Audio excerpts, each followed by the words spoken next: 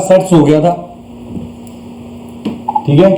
अब after the completion of the sets chapter, ये set chapter की कंप्लीशन हो गई थी हमारी, बिल्कुल उसके साथ ही हमारे पास अगला चैप्टर निकल के आता है रिलेशन एंड फंक्शन, ठीक है। रिलेशन एंड फंक्शन निकल के आता है अगला चैप्टर, बिल्कुल सेकंड चैप्टर। और रिलेशन एंड फंक्शन बिल्कुल आप ये कह सकते हो सेट्स का ही पार्ट निकल के आएगा, ठीक है। आपको इसके बीच में हाँ इतना ज्यादा सेट्स यूज नहीं हो गया, लेकिन सेट्स ही इसके अंदर यूज होंगे, ठीक है। अब धीरे धीरे हम रिलेशन एंड फंक्शन के कंसेप्ट को आज अंडरस्टैंड करने की कोशिश करेंगे, ठीक है। कि यार अगर इसे डेली लाइफ के बेसिस के ऊपर सोच के चलूं तो ये कंसेप्ट कैसा निकल गया है, ठीक है। इसका लेक्चर ऑलरेडी मेरा जो है यूट्यूब के ऊपर पड़ा हुआ, ठीक है, आज के टॉपिक का, लेकिन मैं ये आपको समझाने की कोशिश कर रहा हूं क्या निकल गया है, ठीक है। अब रिलेशन, अब डेली लाइफ के बीच में भी आपके काफी रिलेशंस हैं, ठीक है। कह सकते हो आप ब्रदर सिस्टर का रिलेशन कह सकते हो, ठीक है। इसके अलावा कजन ब्रदर सिस्टर्स का रिलेशन भी निकल के आएगा, ठीक है। इसकी तरह अंकल, अब अंकल आपके चाचा जी भी हो सकते हैं, ठीक है, आपके मामा भी हो सकते हैं, ठीक है। सो डिफरेंट रिलेशंस आपकी लाइफ के बीच में निकल के आ रहे हैं, ठीक है। कुछ रिलेशंस आप अपनी लाइफ में खुद डेवलप करते हो, जैसे फ्रेंड्स के साथ आपका रिलेशन निकल के आ रहा है, ठीक है। He is my best friend, ठीक है, ही इज माई, ठीक है, जस्ट अ फ्रेंड, ठीक है। सो रिलेशंस इसी तरह से हमारे लाइफ के अंदर भी निकल के आते हैं। उसी तरह से कुछ रिलेशंस मैथ्स के बीच में भी निकल के आएंगे, ठीक है। अब हम रिलेट करते जाएंगे, जो मैथ्स के रिलेशंस हैं डेली लाइफ के साथ रिलेट करते हुए समझने की कोशिश करेंगे, ठीक है। अब आप याद रखिएगा, जब भी घर में कोई फंक्शन होता है, ठीक है, तो आप अपने रिलेटिव्स को ही बुलाते हो, ठीक है। रिलेटिव्स को ही फंक्शंस में इनवाइट किया जाता है, ठीक है। सो कहीं ना कहीं जो भी आप रिलेशन मैथ्स के अंदर पढ़ोगे वो आगे चल के क्या बनते हैं, फंक्शंस बनते हैं। जैसे आपके घरों में जो फंक्शंस निकल के आ रहे हैं आप उनमें अपने रिलेटिव्स को बुलाते हो, उसी तरह से मैथ्स में पहले रिलेशन सेट किए जाएंगे, बाद में उन्हें फंक्शंस का नाम दिया जाता है। अब याद रखिएगा, फंक्शंस कभी कभी कुछ ऐसे फंक्शंस होते हैं जिनमें सारे रिलेटिव्स को नहीं बुला सकते हम, ठीक है। और कुछ फंक्शंस ऐसे होते हैं जिनमें आपने कुछ रिलेटिव्स को बुलाया है लेकिन वो पहुंचते नहीं है, वो आते नहीं है, ठीक है ना। कभी कभी कुछ फंक्शंस ऐसे होते हैं जिनमें आपने रिलेटिव्स को इनवाइट किया होता है, लेकिन वो रिलेटिव्स जो हैं आपके फंक्शन में ड्यू टू सम रीजंस पहुंचते नहीं है, लड़ाई हुई है या दूर बहुत है, ठीक है, काम में बिजी है, वो ऐसी सिचुएशंस निकल के आती हैं जिसके कारण वो पहुंचते नहीं, ठीक है। So overall conclusion relation and function के नाम के साथ मैं ये देख के चल रहा हूं, ठीक है। अब ये बड़े ध्यान से समझिएगा, रिलेशंस ही आगे चल के फंक्शंस के अंदर इनवाइट किए जाते हैं, रिलेशंस को ही आगे चल के मैं फंक्शंस के बीच में इनवाइट करता हूं, इतना ही मुझे समझ में निकल के आता है, ठीक है। अब ये बात को बड़े ध्यान से समझते हैं, ठीक है, इतना क्लियर हो रहा है, ठीक है। अब ये बात को बड़े ध्यान से समझते हैं। अब मैंने यहां पर एक एग्जांपल ली, ठीक है, ये मेरा एक एग्जांपल निकल के आ रही है, ठीक है, डेली लाइफ के एग्जांपल है। ये मेरा ब्राइड है, ठीक है, ग्रूम है, सॉरी, ठीक है। आगे ब्राइड भी निकल के आ रही है, ये नहीं ब्राइड, ठीक है। इन दोनों की शादी होने वाली है, ठीक है। अब व्हेनेवर दो बंदों की आपस में कोई रिलेशन निकल के आता है तो कैसे निकल के आएगा। अब इसका रिलेशन इसके साथ क्या निकल के आ रहा है, ठीक है, ये हस्बैंड है इसका। अगर मैं ब्राइड की तरफ से देखूं, ब्राइड की तरफ से मैं अगर हस्बैंड की मतलब ग्रूम की तरफ देखता हूं तो इन दोनों के बीच में रिलेशन क्या निकल के आएगा, ब्राइड की तरफ से रिलेशन हस्बैंड का निकल के आएगा। और अगर ग्रूम की तरफ से देखा जाए, ठीक है, तो रिलेशन क्या निकल के आ रहा है, वाइफ का निकल के आ रहा है। तो याद रखिएगा, रिलेशंस डिपेंड करता है किस एंड से देखा जा रहा है, ठीक है। तो अगर आप लेफ्ट से राइट की तरफ जा रहे हो तो रिलेशन कुछ और होगा, अगर राइट से लेफ्ट की तरफ आ रहे हो तो याद रखिएगा तो रिलेशन कुछ और होगा, ठीक है। सिमिलरली यहां पर कुछ और एग्जांपल भी लिख सकते हैं, ठीक है, ब्रदर सिस्टर की, सिस्टर के लिए लड़का, ठीक है, male person is a brother, लेकिन ब्रदर के लिए that female is a sister. Functions यहां पे ये कह सकते हैं रिलेशंस, दो अलग अलग रिलेशंस है, डिपेंड करता है जो रिलेशन ए से बी की तरफ जा रहा है, बी से ए की तरफ आते हुए वो रिलेशन का नाम चेंज हो जाता है। मतलब अगर रिलेशन का नाम डेली लाइफ में चेंज हो रहा है तो मैथ्स में भी याद रखिएगा वो रिलेशन चेंज हो जाएगा, ठीक है। अब रिलेशन को बोलते कैसे हैं, ठीक है, आर डॉट्स डाल के लिखते हैं, ए इज ए रिलेशन, ठीक है, A is a relation from B, इसे रिप्रेजेंट करने का रिलेशन ये है। और इसे रीड कैसे किया जाता है, R is a relation from A to B, ठीक है, इसे रीड कैसे करना है, R is a relation from A to B. Similarly ये मैं नाम देता हूं R1। सिमिलरली अगर R2 is a relation from B to A, तो जरूरी नहीं है कि R1 and R2 will be equal, ठीक है, हो भी सकते हैं सेम, नहीं भी हो सकते। मैक्सिमम चांसेस यही है कि अगर A टू B जा रहा है कोई रिलेशन, तो B टू A वो रिलेशन सेम नहीं होगा, डिफरेंट होगा, ठीक है। वो आपके सामने एग्जांपल भी निकल के आ रही है। अगर ब्राइड की तरफ से रिलेशन को देखोगे तो वो क्या निकल के आएगा, हस्बैंड का रिलेशन निकल के आएगा, that he is my husband. अगर हस्बैंड ग्रूम की तरफ से अगर रिलेशन देखोगे तो वो क्या रिलेशन निकल के आ रहा है, वाइफ, तो वो क्या बोलेगा, शी इज माई वाइफ,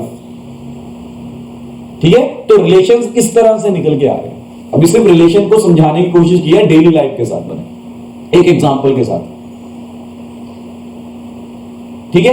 अच्छा, अब एक मेरे को आपके साथ क्वेश्चन है, ठीक है। जनरली क्या होता है, जब आपने फिल्मों में भी डायलॉग सुना होगा, ठीक है, जब भी एक कपल आपस में मैरिज करने की सोचता है तो वहां पर उसके पेरेंट्स आके यही बोलते हैं, ठीक है, मैरिज सिर्फ दो बंदों के बीच में नहीं है, मैरिज पूरी दो फैमिलीज के बीच में एक रिलेशन है, तो यही बोलते हैं वो आपस में, ठीक है, कि मैरिज का मतलब ये नहीं है कि लड़का लड़की में आपस में बस शादी होगी। मैरिज का मतलब है कि दो फैमिलीज ने आपस में एक रिलेशन सेट करना, ठीक है। तो यहां पर एक चीज के ऊपर ध्यान निकल के आ रहा मेरा, कि अगर यहां पर मेरा एक ध्यान निकल के आ रहा है, अगर ये लड़का और लड़की की आपस में शादी हो रही है तो ये जरूरी मतलब लड़की सिर्फ हस्बैंड के साथ रिलेशन नहीं बनाने वाली, उसकी मदर के साथ भी रिलेशन निकल के आएगा, उसके फादर के साथ भी रिलेशन निकल के आएगा, उसकी लड़के की सिस्टर के साथ भी रिलेशन निकल के आएगा, लड़के के ब्रदर के साथ भी उसका रिलेशन निकल के आएगा। तो लड़की सिर्फ एक हस्बैंड वाले रिलेशन को साथ लेके नहीं चल रही। मतलब व्हेनेवर आप अगर रिलेशन की बात करते हो तो आगे जाकर आपको पता चलेगा कि एक सेट के सारे एलिमेंट्स के साथ रिलेशन निकल के आएगा, ठीक है। ए एंड बी यहां पर क्या है, सेट्स हैं जो हम पीछे पढ़ के आए, ठीक है। ये आपको बात और क्लियर होती जाएगी जैसे जैसे हम आगे बढ़ेंगे, ठीक है। अब नीचे लिखा आ ही गया, families of the would be couple is also going to form the new relations, is also going to form the new relations. सिर्फ ब्राइड एंड ग्रूम नहीं आपस में रिलेशन बनाने वाले, उनकी फैमिलीज भी आपस में रिलेशन बनाने वाले, उनकी फैमिलीज भी आपस में रिलेशन सेट करने वाले हैं आपस में, ठीक है। एक मिनट,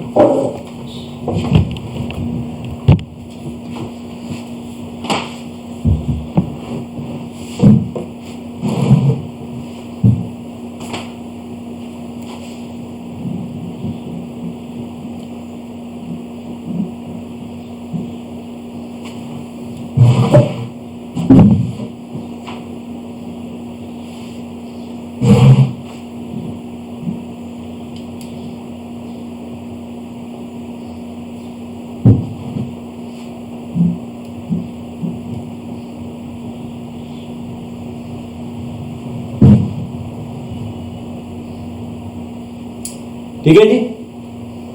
अब अगर मैं ये चीज देखूं तो इस तरह से निकल के आएगा, ठीक है। तो ये इस तरह से निकल के आ रहा है, ठीक है, कि अब रिलेशन अगर लड़की की तरफ से देखूं तो रिलेशन कैसे कैसे निकल के आएंगे, ठीक है। सबसे पहले इसका रिलेशन इसके साथ निकल के आएगा, ठीक है। ये क्या निकल के आ रहा है इसका रिलेशन, हस्बैंड। लड़की क्या बोल रही है, that person is going to be my husband. लड़की क्या बोल रही है, that person is going to be my father in law. अब वो रिलेशंस बनाती जा रही है, that lady is going to be form my mother in law.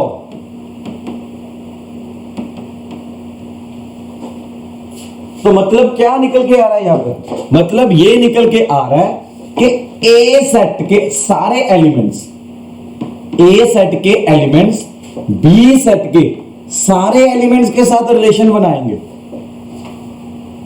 A set के सारे एलिमेंट्स, ठीक है। हालांकि ए सेट में सिर्फ मैं एक ही एलिमेंट लेके चल रहा हूं, दैट इज गर्ल, ठीक है। मैं गर्ल की पूरी फैमिली को नहीं लेके चल रहा। ए सेट में सिर्फ गर्ल है, और बी सेट में बॉय आ गया, उसका फादर आ गया, उसकी मदर आ गई। तो ए सेट के जितने भी एलिमेंट्स आ रहे हैं, ए सेट के सारे एलिमेंट्स बी सेट के अकेले अकेले एलिमेंट के साथ कुछ ना कुछ रिलेशन बना, ठीक है। बी सेट के सारे, अब ये बात याद रखिएगा,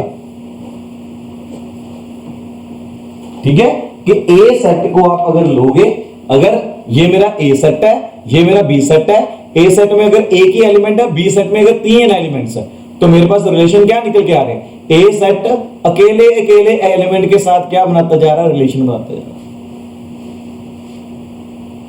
ठीक है। सिमिलरली यहां पर मैं एक और एग्जांपल लेता हूं। सिमिलरली यहां पर मैंने एक और एग्जांपल ली, मेरे पास ए सेट निकल के आ रहा है 1,2, बी सेट मेरा निकल के आ रहा है A,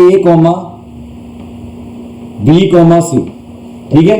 ए सेट को मैंने लिख दिया 1, 2, बी सेट को लिख दिया A, B, C।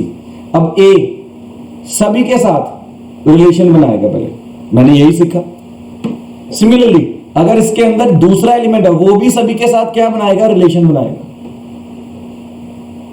ठीक है। तो आप काउंट करके देखो, यहां पर आप काउंट करके देखो कितने रिलेशन आ रहे हैं, 1, 2, 3, 4, 5, 6, 6 रिलेशंस आ रहे हैं। तो वो रिलेशंस बन कैसे रहे हैं, number of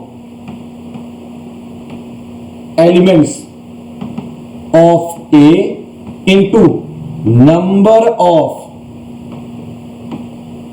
elements of B, ठीक है। That is 2 into 3। यहां पर क्या निकल आ रहे हैं, कितने रिलेशंस आ रहे हैं, 6। तो ये रिलेशंस बता रहे हैं, number of relations.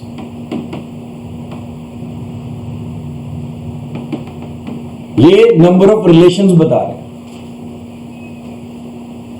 They are representing the number of relations.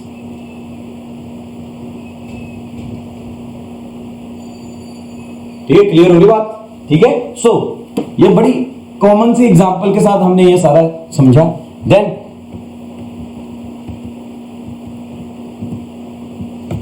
अब रिलेशंस के ऊपर आ रहा हूं मैं धीरे धीरे। Number of elements of relation के बाद तो आगे, ठीक है। अब मैं रिलेशंस के साथ आ रहा हूं,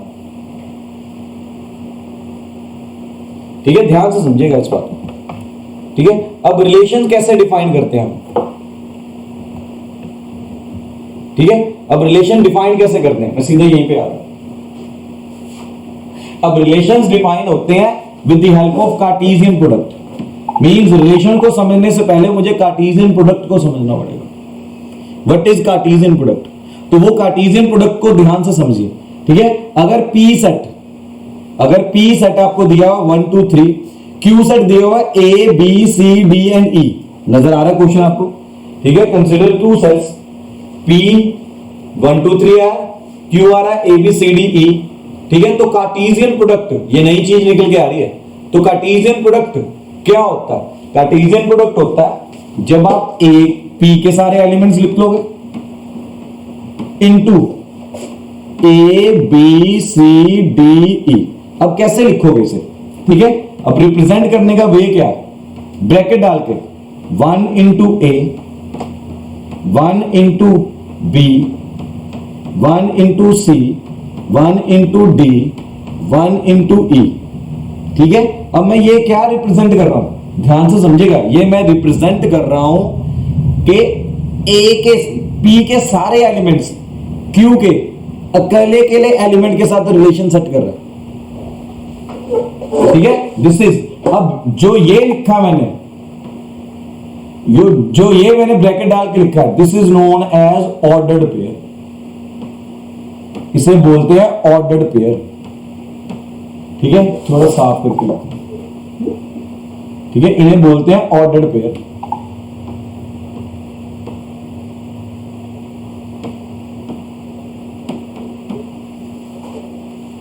ठीक है, कार्टेशियन प्रोडक्ट में क्या होता है, जो सेट आगे लिख दिया जाता है उसके एलिमेंट्स हमेशा आगे निकल के आएंगे। मतलब अगर पी सेट के एलिमेंट्स 1 2 3 आ रहे हैं, वो अगर मैंने आगे लिखा है तो उसके एलिमेंट्स हमेशा आगे ही आएंगे। और वो ऑर्डर्ड पेयर क्यू सेट के हर एलिमेंट के साथ ऑर्डर्ड पेयर तैयार करेगा। 1 into A, 1 into B, 1 into C, 1 into D, 1 in E, और भले इंटू का साइन है, लिखना कैसे है, 1, A, इसे कहते हैं ordered pair. 1, B ordered pair. Cartesian product को मेथड ये है लिखने का, मल्टीप्लाई करके नहीं लिखना, 1 into A नहीं लिखना।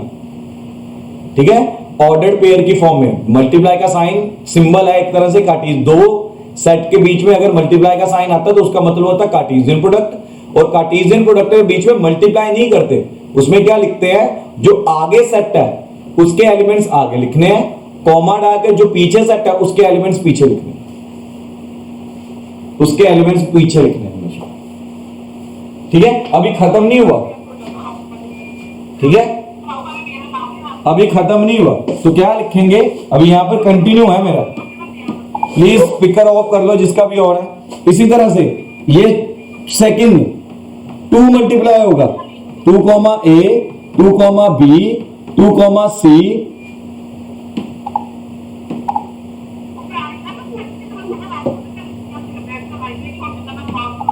ठीक है, 2, D, 2, E।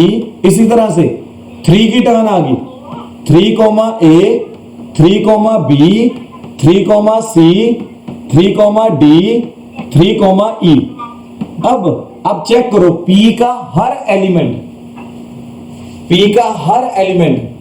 Q के एलिमेंट के साथ क्या कर रहा है, रिलेशन बना रहा है। हरलीन अपना स्पीकर बंद कर दो प्लीज, हरलीन स्पीकर बंद कर लो।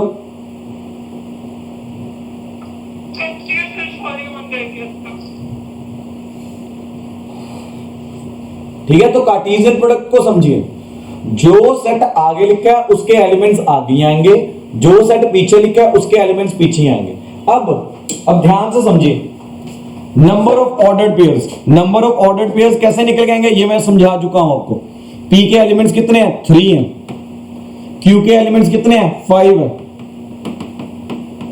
तो नंबर ऑफ ऑर्डर्ड पेयर्स क्या निकल के आ रहे हैं, 1 2 3 4 5 6 7 8 9 10 11 12 13 14 15, टोटल 15 आ रहे हैं। ठीक है, आगे चल के यही ऑर्डर्ड पेयर्स को हम रिलेशंस का नाम देंगे। जो ये ऑर्डर्ड पेयर्स निकल के आ रहे हैं, आगे चल के इन्हीं की हेल्प के साथ या इन्हीं में से रिलेशंस निकल के आएंगे, इन्हें ही रिलेशंस बोलना शुरू कर देंगे। यहां तक क्लियर हो गया? ठीक है, तो आपको समझ में आ रहा होगा कि हम कैसे निकाल रहे हैं। ठीक है, अब अगर मैं पीछे रिलेट करूं इस बात को, इसके साथ रिलेट करूं, मैं ये रब नहीं कर आगे, ग्रूम, ठीक है, ग्रूम, उसका फादर, उसकी मदर बी सेट थे, मतलब क्यू सेट की तरह निकल के आ रहे थे। ब्राइड ए सेट की तरह निकल के आ रहे थे। ठीक है, इसने रिलेशन बनाया था हस्बैंड ग्रूम के साथ, दैट इज हस्बैंड, वो father in law, mother in law, इसी तरह से रिलेशन निकल के आ रहे थे। ठीक है, तो कितने रिलेशन निकल के आ रहे थे, 1 into 3, तो 3 रिलेशंस निकल के आ रहे थे। ठीक है, इसी तरह से सेम मेथड के साथ निकल के आ रहा हमारे पास, सेम मेथड के साथ, कोई चेंज नहीं है। थोड़ा सा अब पता भी चलना शुरू हो गया होगा कि हाँ, डेली लाइफ वाले रिलेशंस को कैसे मैं मैथ्स के साथ रिलेट करता जा रहा हूं। ठीक है, so this is the Cartesian product. ठीक है, कार्टेशियन प्रोडक्ट कैसे लेना हमें, ठीक है, मैं प्रैक्टिस करवा रहा हूं, एक बार कार्टेशियन प्रोडक्ट की ध्यान से समझिएगा, दोबारा समझते हैं एक बार। ठीक है, अब यहां पर भी ये देखिए, ठीक है, ये मैंने कार्टेशियन प्रोडक्ट्स को एक्सप्लेन किया। ठीक है, आगे चल के आपको समझ में नहीं आएगा, अलग अलग मेथड्स हैं इन्हें रिप्रेजेंट करने के। ठीक है, तो सर ध्यान से समझिए, ए सेट मेरे पास दिया हुआ है 1 2, बी सेट दिया हुआ है ए बी सी, ठीक है, बी क्रॉस ए। अब कार्टेशियन प्रोडक्ट आपको बी क्रॉस ए लेना, लीजिए जरा अपनी कॉपी में, बी क्रॉस है, क्या निकल के आएगा, बी क्रॉस है। मैंने क्या बोला था, जो सेट आगे आ गया उसके एलिमेंट्स आगे ही आएंगे, और जो सेट पीछे आ गया उसके एलिमेंट्स पीछे ही लिखने हैं, और ऑर्डर्ड पेयर्स तैयार करने हैं। और ऑर्डर्ड पेयर्स आपने पीछे देख ही लिया कैसे लिखने हैं, हमें रिप्रेजेंट करने का तरीका क्या है। अब ऑर्डर्ड पेयर्स क्या बता रहे हैं वो मैं आगे चल के बताऊंगा आपको। फिलहाल ऑर्डर्ड पेयर्स कार्टेशियन प्रोडक्ट लेना लिखिए, सीखिए, क्या लिखेंगे, क्या आंसर आएगा बताइए।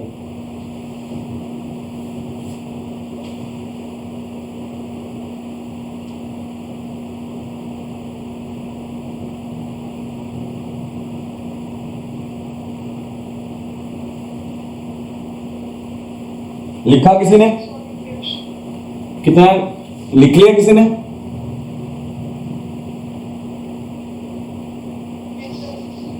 क्या लिखा बेटा? 6 ऑर्डर पेयर्स। ऑर्डर पेयर्स आ क्या रहे हैं?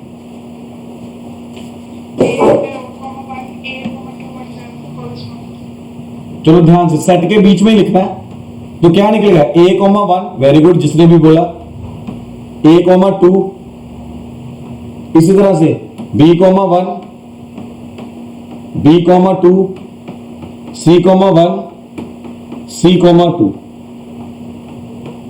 करली ब्रेसेस के बीच में। सो this is the Cartesian product. और आपको देख के ही पता चल रहा है इसके बीच में नंबर ऑफ ऑर्डर्ड पेयर्स कितने निकल के आ रहे हैं, 6 निकल के आ रहे हैं।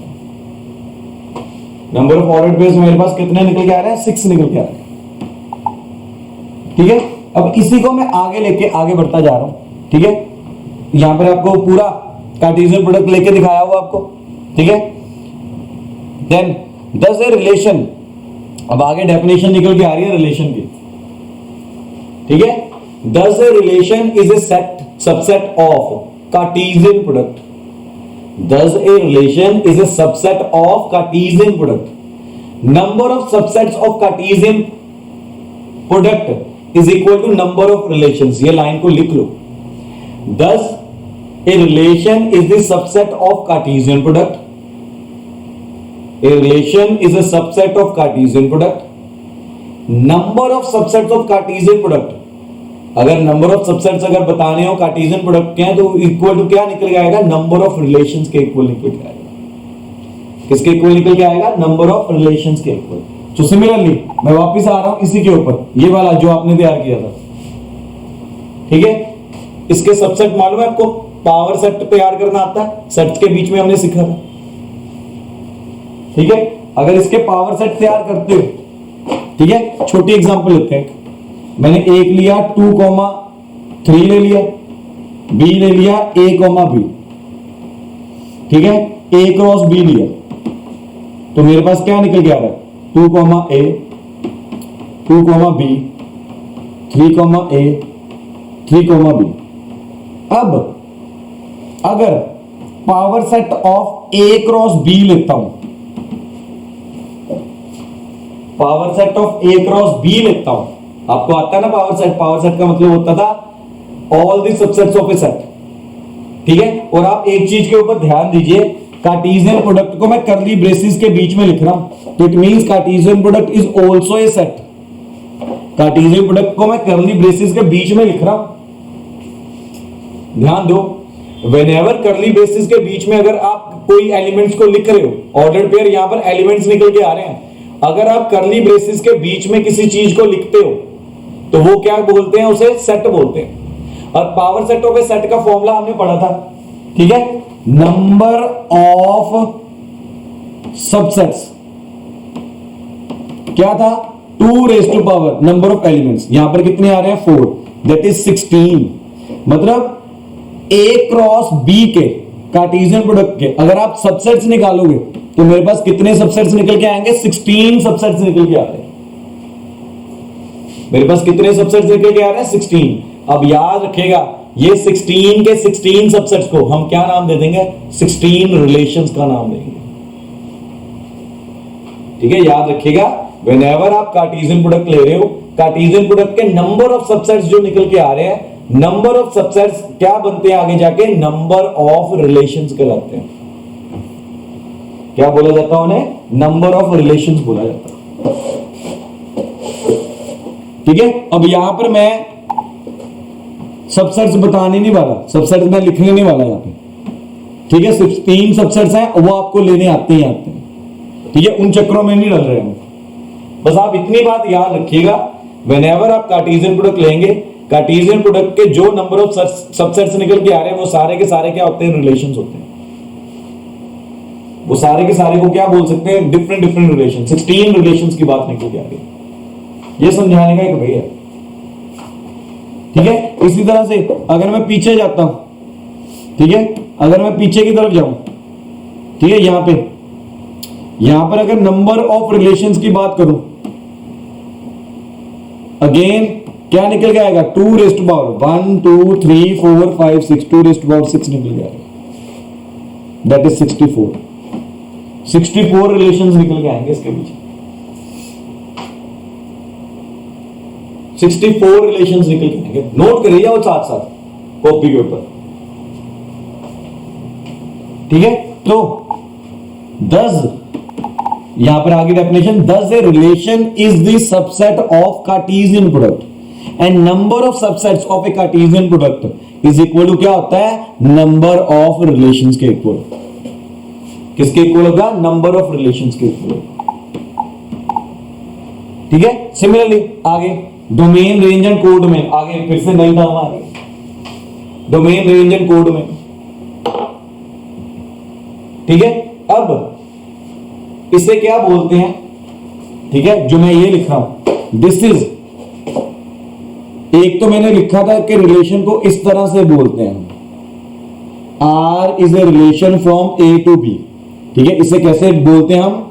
R is relation from A to B. ठीक है, एंड दिस इज, ये मेथड है to represent this relation, method to represent this relation.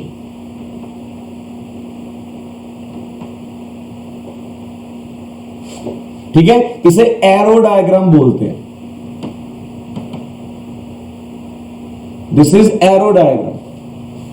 ठीक है, अब ये एरो डायग्राम किसे रिप्रेजेंट कर रहा है? Subset of Cartesian product. ठीक है, एक तो होता है ऑर्डर्ड पेयर की फॉर्म में रिप्रेजेंट करना। अब ऑर्डर्ड पेयर की फॉर्म में रिप्रेजेंट नहीं कर रहा है, किसकी फॉर्म में रिप्रेजेंट कर रहा है? और this is the second method to represent the elements of Cartesian product. Cartesian product के एलिमेंट्स को क्या बोलते हैं? Ordered pair.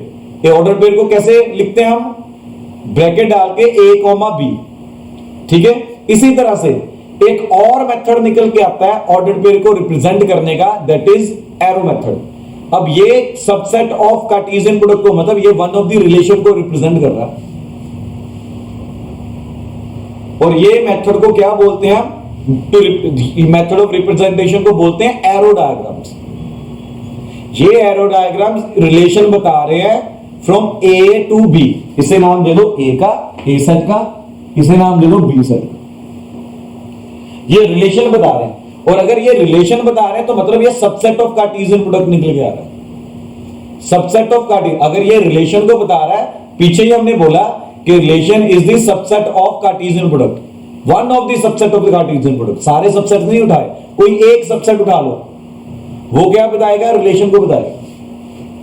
And this diagram is the known as arrow representation of a relation. ठीक है, अब इसके हेल्प के साथ रिलेशन डिफाइन करके देखते हैं। ठीक है, इस डायग्राम, एरो डायग्राम की हेल्प के साथ रिलेशन आर के सारे एलिमेंट्स को फाइंड करने की कोशिश करते हैं। ठीक है, रिलेशन आर के सारे एलिमेंट्स को फाइंड करने की कोशिश कर रहा हूं, तो मैं कैसे लिख सकता हूं? आर इज इक्वल टू सब करली ब्रैकेट, तो x1 का पहले रिलेशन किसके साथ निकल के आ रहा है? तो मैं क्या लिखूंगा? x1, y1। ठीक है, इसी तरह से x2 का रिलेशन क्या निकल के आ रहा है? y2 के साथ। सॉरी y1 के साथ। इसी तरह से x3 का रिलेशन भी निकल के आ रहा है y1 के साथ, लेकिन x3 का रिलेशन y2 के साथ भी निकल के आ रहा है। सो ये रिलेशन के सारे ऑर्डर्ड पेयर्स निकल के आ रहे हैं। These are the ordered pairs. ठीक है, एरो डायग्राम ने मुझे बताया कि ये रिलेशन के ऑर्डर्ड पेयर्स क्या क्या निकल के आएंगे।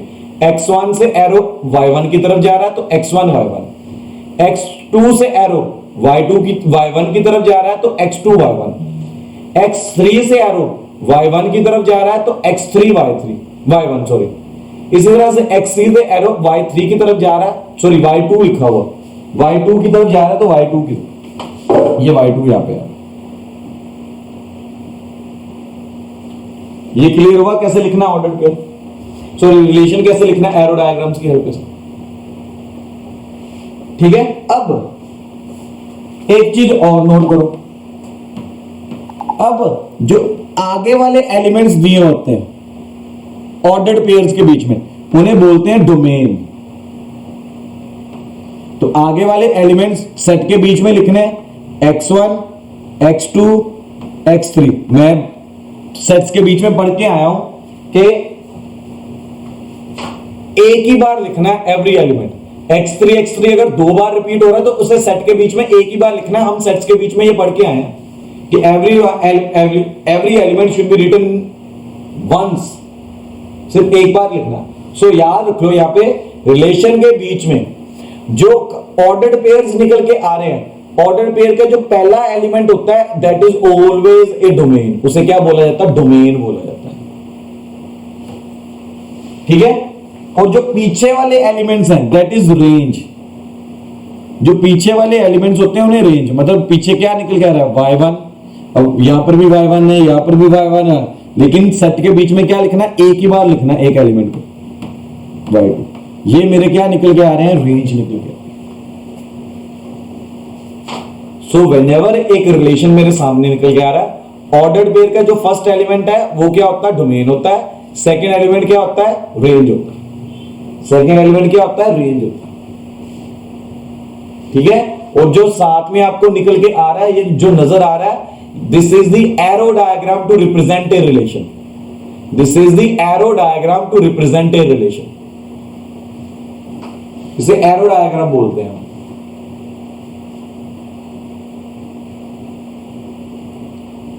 ठीक है जी, समझ में आ रहा है। अब कोडमेन बच गया। अब याद रखो कोडमेन क्या है, जिस बड़े सेट में से रेंज को बाहर निकाला गया, ठीक है, जिस बड़े सेट में से रेंज को निकाला गया, ठीक है, उसे बोलते हैं कोडमेन। तो be always represent the कोडमेन। Be always represents. अब आप देखो रेंज y1 और y2 किस में से आई है, बी सेट में से निकल के आई है ना। जिस सेट में से रेंज को ड्राइव किया जाता है, जिस सेट में से रेंज के एलिमेंट्स को निकाला जाता है, उस सेट को क्या नाम देते हैं, कोडमेन का नाम देते हैं। उस सेट को क्या नाम दे देते हैं, कोडमेन का नाम दे देते हैं। So with the help of arrow diagram मैंने पहले एक रिलेशन निकाला। अब रिलेशन के ऑर्डर्ड पेयर में से जो पहला एलिमेंट निकल के आ रहा है उसे डोमेन बोल देते हैं, जो दूसरा एलिमेंट निकल के आ रहा है उसे रेंज बोल देते हैं, और जो सेट बी निकल के आ रहा है उसे कोडमेन बोला जाता है। ठीक है, बी सेट वो सेट है जिनमें से रेंज को निकाला गया। ठीक है, सो इन शॉर्ट यहां पर मैं क्या लिख सकता हूं, range is the subset of कोडमेन। Range is the subset of कोडमेन। ठीक है, और कुछ केसेस ऐसे होते हैं जिसमें रेंज और कोडमेन इक्वल हो जाते हैं। ठीक है, वो आगे आएगा, धीरे धीरे समझ में आएगा। अभी आप कंडीशन समझ जाइए, कंडीशन को समझते जाओ। ठीक है, नोट कर लो सारा, अगर कोई डाउट है तो पूछ लो। नोट कर लो पहले, 1 मिनट का टाइम ले लो, सारा नोट कर लो पहले।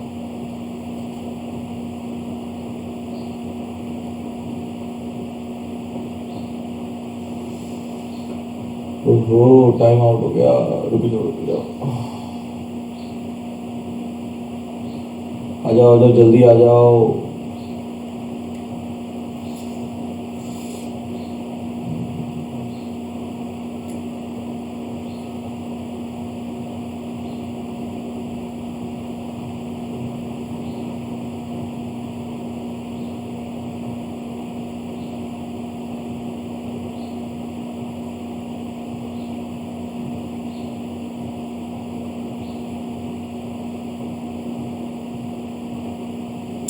जल्दी आ जाओ।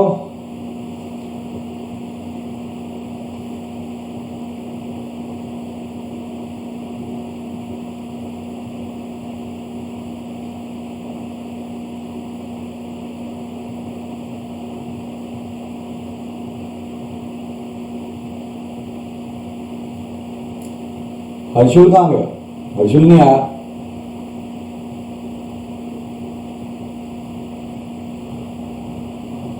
ठीक है जी, मैं आगे बढ़ रहा हूं इसके बाद। ठीक है, इतना समझ में आ गया तो मैं आगे बढ़ रहा हूं।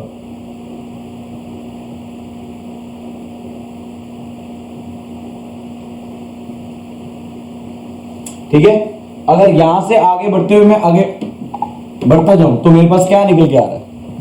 ठीक है, अब ये रिलेशन मैंने लिखा हुआ आपके सामने है। रिलेशन मैंने डिफाइन कर दिया, y is equal to x square. अब एरो डायग्राम की हेल्प के साथ देखते हैं कि y is equal to x square के रिलेशन में ऑर्डर्ड पेयर कौन कौन से निकल के आ रहे हैं। ठीक है, we have to find ordered pairs. Ordered pairs, ठीक है, या मैं ये कह सकता हूं we have to find r। मुझे r फाइंड करना, r के ऑर्डर्ड पेयर्स फाइंड करने हैं। ठीक है, तो y is equal to x square, तो याद रखिएगा y किसे रिप्रेजेंट करेगा? रेंज को, और x किसे रिप्रेजेंट करेगा? डोमेन को। x क्या होता है? डोमेन निकल के आएगा इसके बीच में, तो y क्या होता है? रेंज। ठीक है, आप खुद सोचिए, 1 का स्क्वायर करोगे तो क्या निकल के आएगा? 1। ठीक है, 2 का स्क्वायर करोगे तो क्या निकल के आएगा? 4। यहां पर लिख लेते हैं -2 भी, -2 भी लिख देते हैं।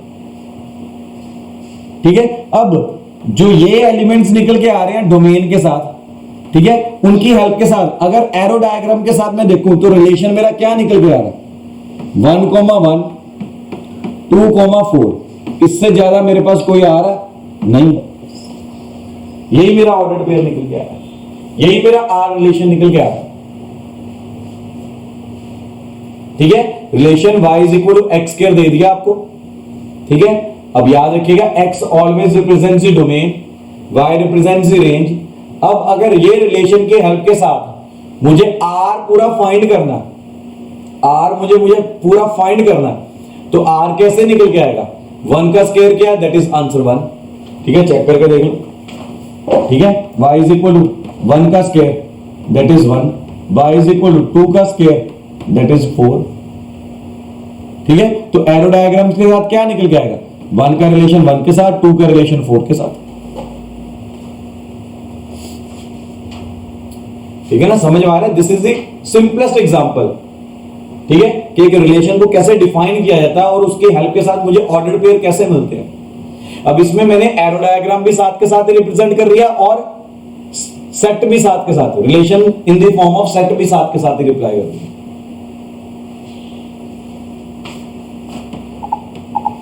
ठीक है ना, क्लियर हो रही बात? ठीक है, मूविंग टू अदर। अगर मैं आगे बढ़ता हूं, हाँ, अब ये बात निकल के आ रही है। अब ये ध्यान से समझिएगा। अब आप ध्यान से इस बात को देखिए। ठीक है, अगर मैंने 1,1 लिखा था और 2,4 लिखा था, तो ये कहीं ना कहीं कार्टेशियन प्लेन को रिप्रेजेंट नहीं कर रहा। So remember one thing, relation R represents a Cartesian plane. ये कार्टेशियन प्लेन को भी रिप्रेजेंट करता है। कार्टेशियन प्लेन को रिप्रेजेंट करने का मतलब क्या है? कोऑर्डिनेट ज्योमेट्री, जो आप 10th में करके आए, कहीं ना कहीं ये कोऑर्डिनेट ज्योमेट्री को रिप्रेजेंट कर रहा है। So this is one of the method to represent the relation. This is another method. एक तो एरो मेथड आ गया, एक ऑर्डर्ड पेयर के साथ निकल के आ गया, तो तीसरा मेथड मेरा निकल के आ रहा है कोऑर्डिनेट ज्योमेट्री के साथ। Coordinate geometry also represents the relation. अब मैंने पीछे वाला रिलेशन ही उठा लिया, ठीक है, जो अभी किया हमने, y is equal to x square. ठीक है, मैंने पीछे वाला ही उठा लिया, तो मेरे पास ये क्या निकल के आ रहा है? This is the y axis, ये मेरा y एक्सिस है। ठीक है, ये मेरा x एक्सिस है। ठीक है, ये मेरा आ गया 1, ये आ गया मेरा 2, ये आ गया मेरा 3। सिमिलरली ये मेरा 1, ये मेरा 2। ठीक है, बाकी थोड़ा सा रब कर दूं बीच में, नोट कर लिया था ना, रब कर रहा हूं। So coordinate geometry also represents the relation. Relation को कोऑर्डिनेट ज्योमेट्री के अंदर भी रिप्रेजेंट किया जा सकता है। अब जो मेरे पास ये निकल के आ रहा था 1,1 एंड 2,4, इसे रिप्रेजेंट करके देखते हैं यहां पर, तो कैसे निकल के आएगा, आपके सामने है ये पहला पॉइंट। ठीक है, इसी तरह से 4 चाहिए मुझे। ठीक है, थोड़ा सा गैप कम कर लेते हैं इसके बीच में, ये थोड़ा गैप कम कर लेते हैं। ठीक है, ये 1, ये 2, ये 3, ये 4। ठीक है, तो ये 1, इसी तरह से ये 2। ठीक है, और ये अगर इसे रिप्रेजेंट करोगे तो ये इस तरह से निकल गया। ठीक है, तो ये वाला पॉइंट क्या निकल जाएगा 1,1, वैसे ही रिप्रेजेंट किया मैंने 2,4। सो relation R can also be represented in coordinate geometry.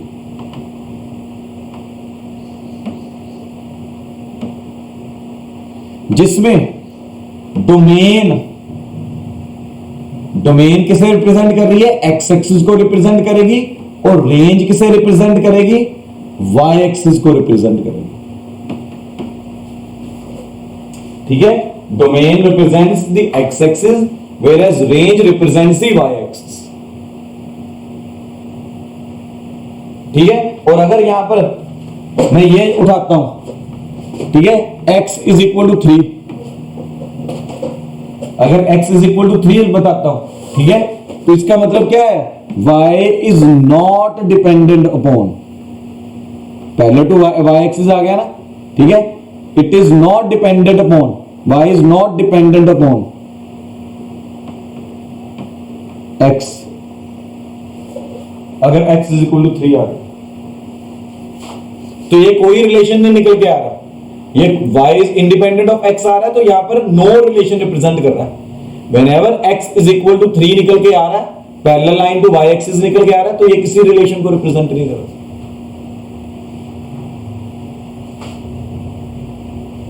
नहीं, ये रिलेशन को रिप्रेजेंट कर रहा है, सॉरी मैं बता दूं।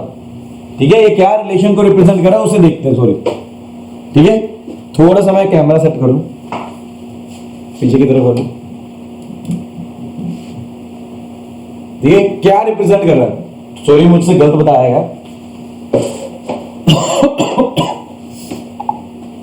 ये क्या रिप्रेजेंट कर रहा है, ध्यान से समझिएगा। ठीक है, जब भी हम एक कांस्टेंट की बात कर रहे हैं, x इज इक्वल टू 3 की बात कर रहे हैं, ये रिप्रेजेंट कर रहा है x इज इक्वल टू 3, तो यहां पर रिलेशन मेरा क्या निकल के आएगा, रिलेशन निकल के आएगा 3, डोमेन कांस्टेंट है इसमें। ठीक है, लेकिन यहां पर आप मैच करके देखिए, ये इसको टच कर रहा है, ये इसको भी टच कर रहा है, ये इसको भी टच कर रहा है, ये इसको भी टच कर रहा है, तो ये सारे पॉइंट्स मेरे इसके ऊपर ही निकल के आ रहे हैं। इसे कैसे लिख सकता हूं 3,1, ये कैसे लिख सकता हूं 3,2। ठीक है, ये क्या लिख सकता हूं 3,3, ये क्या लिख सकता हूं 3,4। ठीक है ना, तो इसमें डोमेन मेरी कांस्टेंट निकल के आ रही है, रेंज डिफरेंट है।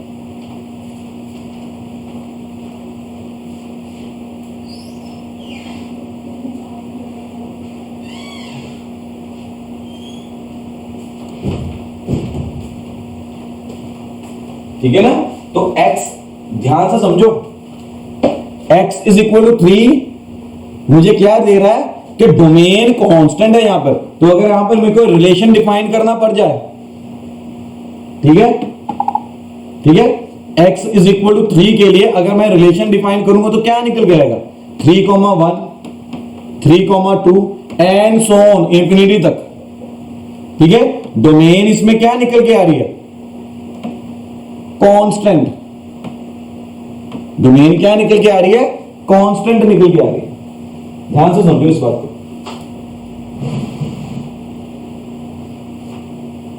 क्लियर है यहां तक? ठीक है, सिमिलरली अगर ये चीज क्लियर है, अब मतलब ये आपकी एनसीईआरटी में नहीं है, ठीक है, एनसीईआरटी में ये नहीं बताते कि ये कोऑर्डिनेट ज्योमेट्री को रिप्रेजेंट कर रहे हैं। ये कहीं ना कहीं मैं कंपटीशन की बातों की तरफ लेके जा रहा हूं आपको, ध्यान से समझिएगा इस बात को, ठीक है ना। और अगर हाँ ये चीज इजीली समझ, मतलब ये चीज अगर समझी हुई है तो नुकसान नहीं है, कहीं ना कहीं आपके रिलेशन में काम आएगी। अच्छा, इसी तरह से अगर मैं ये सारे में ये ले लेता हूं एक लाइन, ठीक है, ये मान लेते हैं y इज इक्वल टू ए, ये पॉइंट मैंने मान लिया a, 0, ठीक है, पैरेलल टू x एक्सिस है। तो ये क्या रिप्रेजेंट कर रहा है रिलेशन? ये रिलेशन रिप्रेजेंट कर रहा है 1, a, 2, a, 3, a and so on. तो इसमें रेंज इज कांस्टेंट, इसमें रेंज क्या निकल के आ जाती है? कांस्टेंट, और ये रिलेशन को डिफाइन कर रहा है, ठीक है। अगर x is equal to constant है तो उसमें डोमेन कांस्टेंट होती है, अगर y is equal to a निकल के आ रहा है तो उसमें रेंज कांस्टेंट होती है।